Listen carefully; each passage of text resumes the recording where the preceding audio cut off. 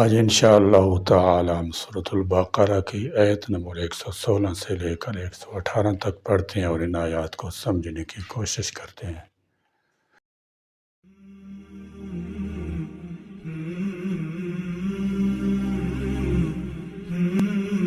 اعوذ باللہ من الشیطان الرجیم، بسم اللہ الرحمن الرحیم۔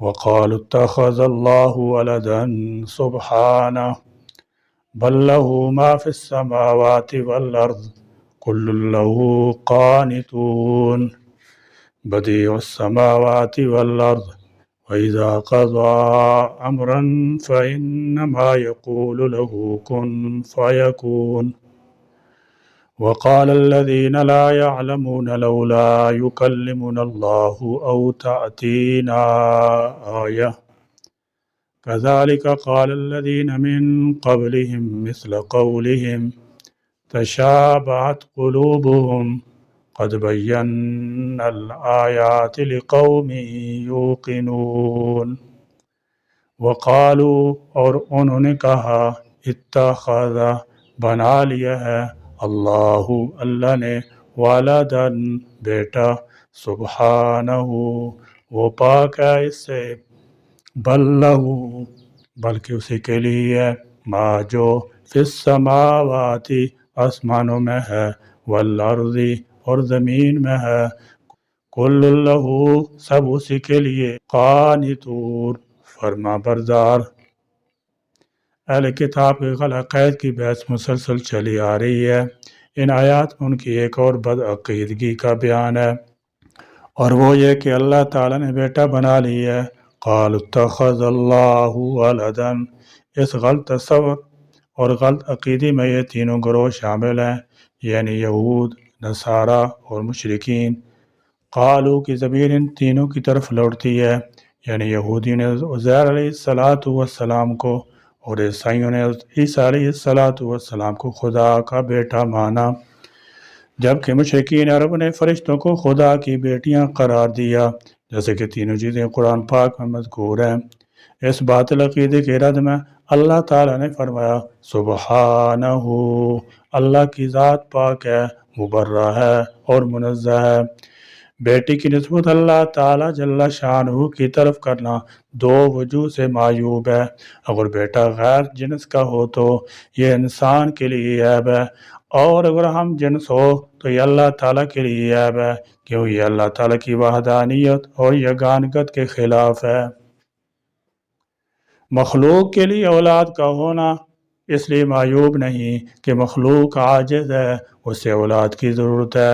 خاص طور پر انسان اولاد کے بڑے مشتاق ہوتے ہیں۔ اولاد کی عدم موجودگی میں انہیں سلسلہ نسب منقطع ہونے کا خطرہ ہوتا ہے۔ اس کے علاوہ وہ آخری عمر میں خدمت سے محروم ہوتے ہیں۔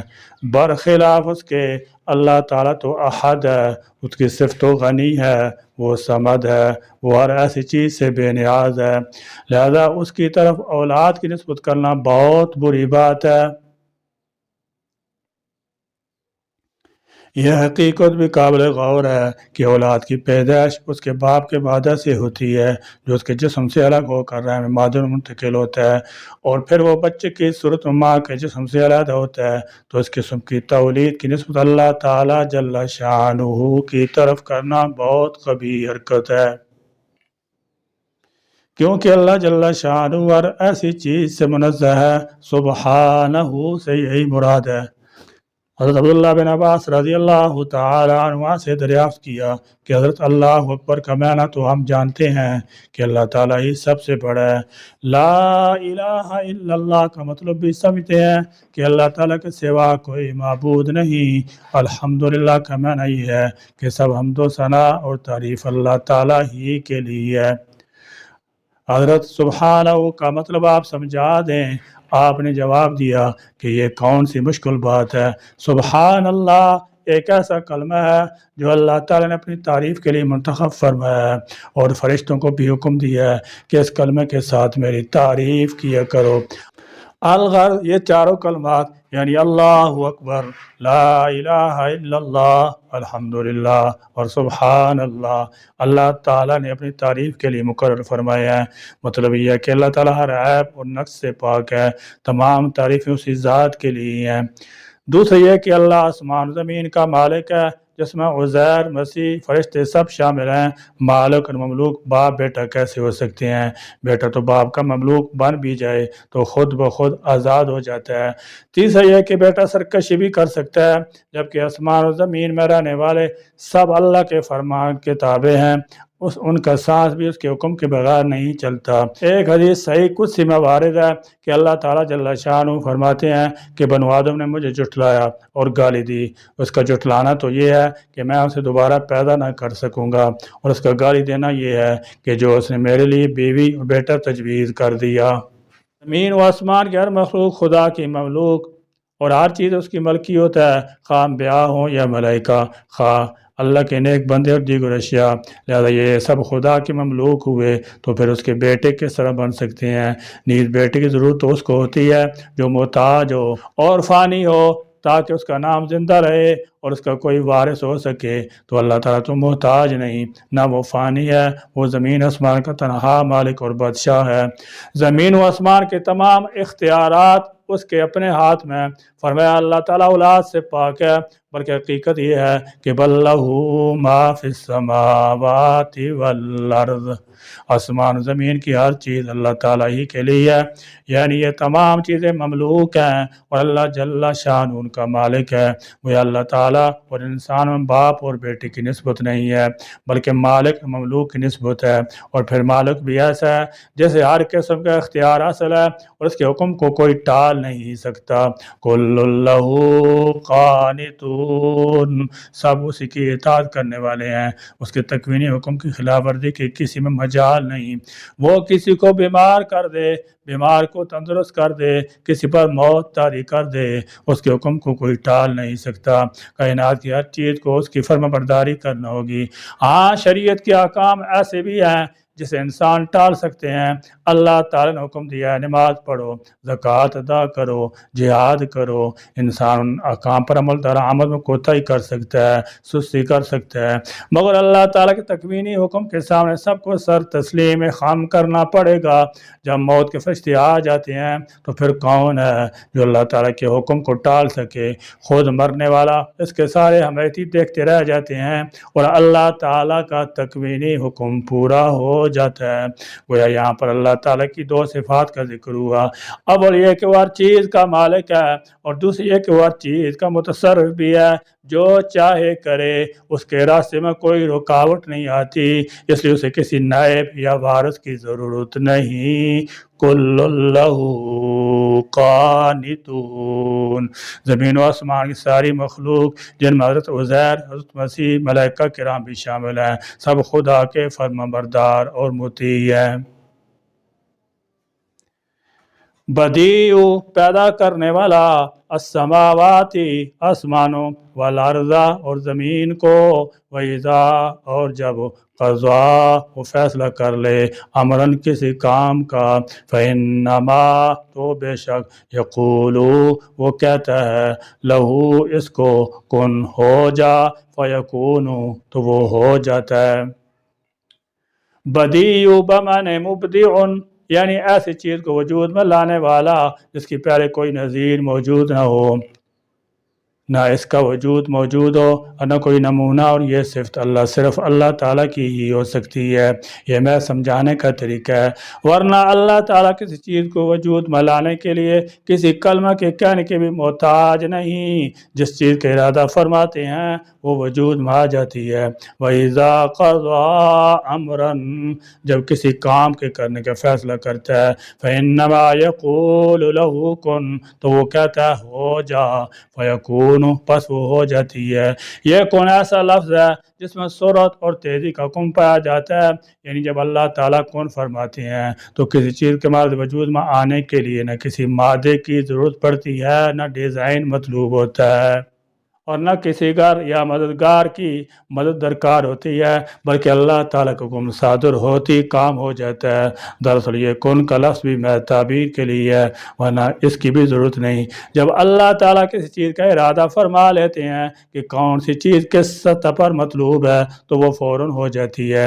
اور اس آیت سے اصل مراد یہ ہے کہ ایسا ہونا ممکن نہیں کہ اللہ تعالیٰ کسی شے کا ارادہ فرمائے اور وہ نہ ہو، بلکہ اللہ تعالیٰ کا ارادہ قطعی طور پر نافذ ہوتا ہے، اور کسی شے کو وجود میں لانے کے لیے اللہ تعالیٰ کو انسانوں کی طرح محنت مشقت کی کوئی ضرورت نہیں، بلکہ اللہ تعالیٰ کے اس چیز کے وجود کا ارادہ فرما لینا ہی کافی ہے۔ یاد رہے کہ اللہ تعالیٰ کسی بھی کام میں کسی کا محتاج نہیں، اور اللہ تعالیٰ کا مختلف کاموں کے لیے فرشتوں کو مقرر کرنا حکمت ہے، حاجت نہیں۔ وقال اور کہا الذین ان لوگوں نے جو لا یعلمون نہیں علم رکھتے، لولا کیوں نہیں یکلمون اللہ بات کرتا ہم سے اللہ، او تاتینا یا کیوں نہیں آتی ہمارے پاس آیتن کوئی نشانی، کذالک اسی طرح قال الذین کہا تھا ان لوگوں نے جو من قبلہم ان سے پہلے تھے، مثل قولہم مانند ان کے قول کے، تشابہت ایک جیسے ہو گئے، قلوبہم ان کے دل، قد بینا تحقیق ہم نے بیان کر دیں، الآیات نشانیاں، لقوم قوم کے لیے، یوقنون جو یقین رکھتے ہیں۔ اس آیت کی ایک تفسیر یہ ہے کہ یہودیوں نے حضور صلی اللہ تعالی علیہ وسلم سے کہا کہ اگر آپ اپنے قول کے مطابق اللہ تعالیٰ کے رسول ہیں تو اللہ تعالیٰ سے فرمائیے کہ وہ ہم سے کلام کرے تاکہ ہم خود اس کا فرمان سن لیں۔ اس پر اللہ تعالیٰ نے ارشاد فرمایا کہ ان سے پہلے بھی یہودیوں نے بھی حضرت موسیٰ علیہ السلام سے ایسی ہی بات کہی تھی۔ دوسری تفسیر یہ ہے کہ مشرکین مکہ نے حضور اقدس صلی اللہ تعالی وسلم سے کہا کہ اللہ تعالیٰ جس طرح فرشتوں اور انبیاء کرام علیہ السلام سے کلام فرماتا ہے، اس طرح خود ان سے آپ صلی اللہ تعالی وسلم کی نبوت کے متعلق کیوں کلام نہیں فرماتا، تاکہ ہمیں یقین ہو جائے کہ آپ نبی ہیں اور ہم آپ پر ایمان لے آئیں، یا ہمارے پاس کوئی ایسی نشانی کیوں نہیں آ جاتی جس سے ہمیں آپ کی صداقت معلوم ہو جائے۔ اللہ تعالیٰ فرماتا ہے کہ ان مشرکوں سے پہلے کفار نے بھی اپنے رسولوں سے ایسی باتیں کہی تھیں، یعنی اس کے مطالبات جاہل لوگ کیا کرتے ہیں کہ اللہ تعالیٰ خود ہمارے پاس آ کر بتائے کہ یہ واقعی میرا رسول ہے، یا کوئی ایسی واضح علامت یا معجزہ میں دکھلائے جس سے ہمیں یقین آ جائے، اسی صورت میں ہم ایمان لا سکتے ہیں۔ یہ سب جہالت کی باتیں ہیں، ان میں سے اکثر ناممکن العمل ہیں۔ پہلے لوگ بھی ایسے مطالبے کرتے رہے اور آج بھی جاہل لوگ اسی طرح کے مطالبے کر رہے ہیں۔ تشابہت قلوبہم ان کے دل آپس میں مل گئے، یہود و نصارہ اور مشرکین کے اقوال کا گزشتہ منکرین کے اقوال کے مطابق ہونا ان کے دلوں کی سختی اور کفر کے ایک دوسرے سے مشابہ ہونے کی علامت ہے۔ اس میں نبی کریم صلی اللہ تعالی علیہ وسلم کو تسلی دی گئی ہے کہ آپ جاہلوں کی سرکشی اور معاندانہ انکار سے رنجیدہ نہ ہوں۔ پچھلے کفار بھی اپنے انبیاء علیہ السلام کے ساتھ ایسا ہی کرتے تھے، جیسے یہودیوں نے حضرت موسیٰ علیہ السلام سے کہا تھا کہ ہم آپ کی بات نہ مانیں گے جب تک اللہ تعالیٰ کو اعلانیہ نہ دیکھ لیں۔ مطلب یہ ہے کہ مزاج کے لحاظ سے پہلے زمانہ کے گمراہ ہوں اور ان گمراہوں میں کچھ فرق نہیں۔ ایسے جاہل لوگ ایک ہی قسم کے اعتراضات مطالبات پیش کرتے رہتے ہیں، اور جن لوگوں نے ایمان لانا ہو تو ان کے لیے ہماری نشانیوں کی کوئی کمی نہیں، ایک ایک آیت پر ان کا ایمان پختہ سے پختہ تر ہوتا جاتا ہے، اور جو لوگ کفر پر اڑے رہنا چاہتے ہیں انہیں البتہ کوئی نشانی نظر نہیں آتی۔ قد بینا الآیات لقوم یوقنون، آیات کے معنی دلائل بھی ہیں اور نشانیاں بھی، دونوں طرح ترجمہ کیا گیا ہے۔ دلائل کا لفظ علمی دلائل اور حسی معجزات دونوں کو شامل ہیں، مگر یہ نشانیاں ان لوگوں کو نظر آتی ہیں جو یقین رکھتے ہیں اور جن کے دل میں ایمان کی دولت موجود ہے، وہ سمجھ چکے ہیں کہ آپ اللہ تعالیٰ کے سچے نبی ہیں۔ یاد رہے کہ کفار سے معاشرت، لباس اور وضاقت میں بھی مشابہت کرنا منع ہے، کہ ظاہر باطن کی علامت ہوتا ہے اور ظاہر کا باطن پر اثر ہوتا ہے، لہذا کفار کے طور طریقے سے بالکل دوری اختیار کی جائے تاکہ ان کا ظاہر مسلمان کے باطن کو متاثر نہ کرے۔ اللہ تعالیٰ میں قرآن کی روشنی میں اپنی زندگیوں کو سنوارنے اور اس کی ہدایات پر عمل کرنے کی توفیق عطا فرمائے، آمین۔ وآخر دعوانا الحمدللہ رب العالمین۔